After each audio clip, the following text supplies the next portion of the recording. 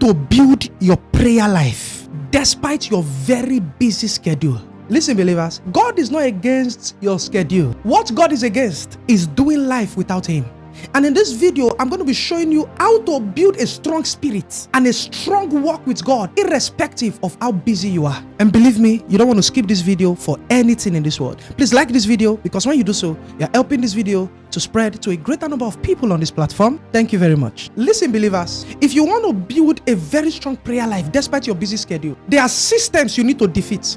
And the first system is the Egyptian system. What do I mean? Now, when I'm talking about the Egyptian system, I'm not talking about Egypt as a place. I'm talking about Egypt in the spirit. There was a time the children of Israel wanted to go worship God, wanted to make sacrifice to God.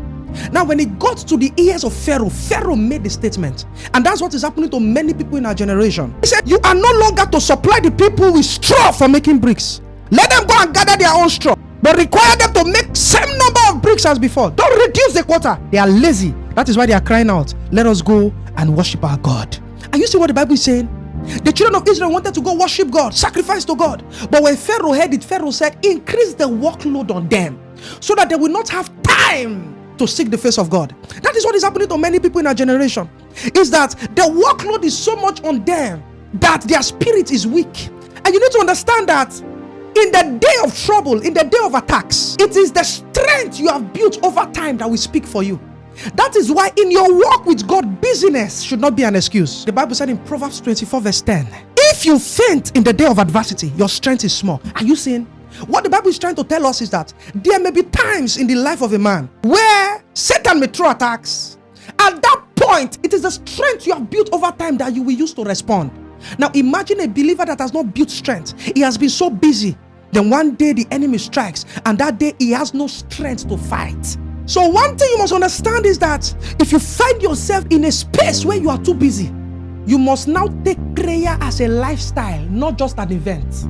What am I trying to say? I'm trying to say that you don't look for a special time to pray. You pray on the job. You are in your staff bus going to work. You are praying. You have your earbuds and you are connected to the Spirit. Thank God for audio Bible now. There are some people, they are so busy that to just have time to open the Bible. You have audio Bible now. Then what you now do is that in your busy schedule, you build in your spirit. Then when you have a free time, you can now dedicate special hours for prayers. You know, the Bible said something very prophetic in 1 Timothy chapter 2 verse 8. It said, therefore, I want men everywhere to pray, lifting up holy hands without anger. Are you seeing what the Bible is saying? He said that men should pray everywhere, lifting up holy hands. In other words, there is nothing restricting your prayer life. You can be doing the job and you are connected, you are praying. You are connected 24/7 consciousness to heaven. That even your work does not deprive you of intimacy with the Lord. And guess what? Living this kind of lifestyle will even help you to be more productive in your daily activities. We saw in the Bible, we saw Daniel. You see, Daniel was not under the Egyptian system. Daniel was under the Babylonian system. There's another system you will need to contend with, is the Babylonian system. This one in Babylon, they even made a rule that nobody should pray. So in the Babylonian system, there are laws.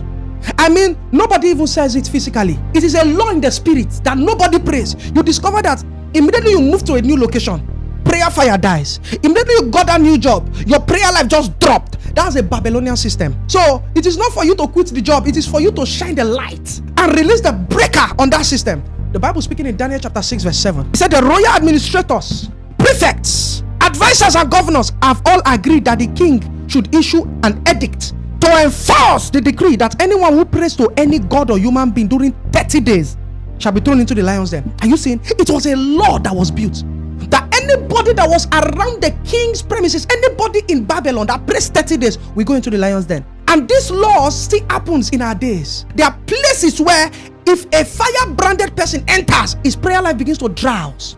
But I thank God for a man like Daniel. The Bible said Daniel gave us the secret. Despite the laws that was placed in the spirit, the Bible says Daniel prayed 3 times daily. In Daniel chapter 6 verse 10, look at what the Bible said. He said 3 times a day, he got down on his knees, giving thanks to God as he has done before. Are you seeing what the Bible is saying? He said when Daniel heard that the decree has been published. So some of you may have known now by this video that there is already a spiritual decree in the territory you are at, that people do not sustain a prayer life. The Bible says when Daniel learned, what did Daniel do? Daniel's response was not to complain. Daniel's response was not to cry. The Bible said Daniel went into his prayer room and began to pray, and he built a structure that 3 times daily. So if you notice you are in a place like a spiritual Babylonian system where nobody builds a prayer life, what you do is to build a structure. You have to build a structure that you will be dedicated to. Are we together now? Structure is powerful. When you build a routine, the way you have a routine to brush your teeth, the way you have a routine to take your bed, you have to build a prayer routine that from this time to this time I'll make time. Are we together now? Because when you want to build a prayer life despite your busy schedule, you don't find time, you make time. Because if you try to find time, you will not get time to pray. But if you make out time, I tell you the truth, you are going to see wonders in your prayer life. We saw it in the time of Jesus. Jesus was very busy, moving from places to places, ministering. But something happened. Jesus did not look for time to pray. He made time. He was not trying to find a perfect time. Because if you look for a perfect time to pray, I tell you, you may not find a perfect time. In Mark 1:35, the Bible says something very prophetic. It says, very early in the morning, while it was still dark, Jesus got up, left the house, and went off to a solitary place where he prayed. Are you seeing? He said early hours in the morning. Because Jesus knew that this day was going to be a busy day. Jesus knew that, oh my God, it was so busy. So the Bible said, very early in the morning, while the place was still dark, he left the house. So Jesus made time for early hours of the morning. So you have to make your own time. What time will I pray? Listen, maybe before you got your job, or maybe before you got so busy, you could pray 6 hours every day, or you could pray 10 hours every day. Now you have a job, you can't pray. If we want to be realistic, you cannot pray 6 hours every day with that job you're doing. So what you need to do, you have to tweak the settings. You have to make a new prayer time that aligns to your schedule. God wants you to be productive in your working place, and God wants you to build strength with Him. So you now have to align a new prayer schedule with your busy schedule. Because do you know that now, if you read that place we read from, it says Jesus left his house early hours of the morning.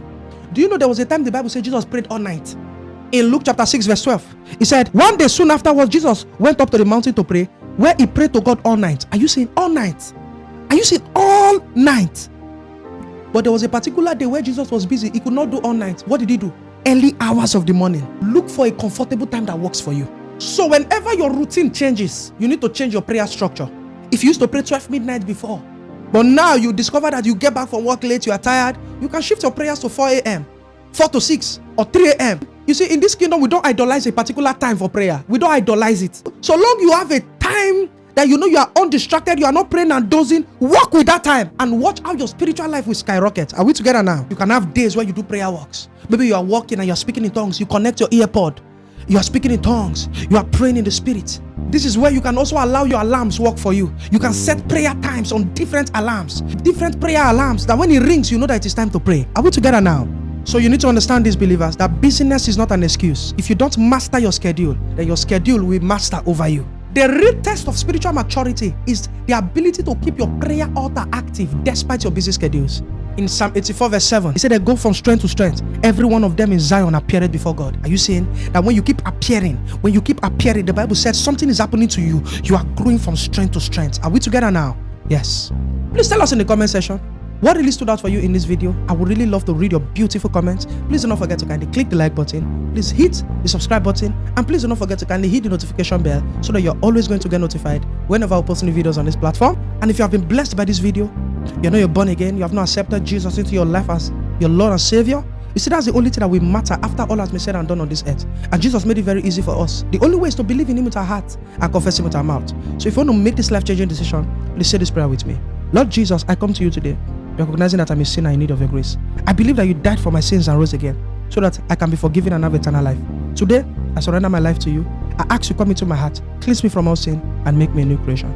I accept you as my Lord and Savior, and I choose to follow you for the rest of my life. If you just said these prayers, congratulations to you. You are no longer a sinner. Your sins are forgiven. Please write me an email, and I'm going to be telling you what next to do now that you're born again. Please do not forget to kindly hit the like button. Please leave a comment in this video, and please share this video. God bless you.